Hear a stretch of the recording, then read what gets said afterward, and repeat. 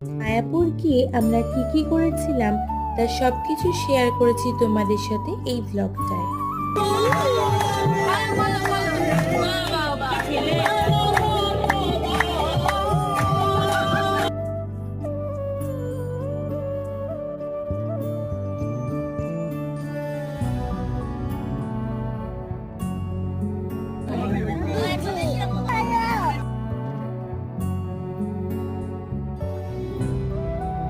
আমরা পৌঁছে গিয়েছিলাম মায়াপুর ইসকন টেম্পলে।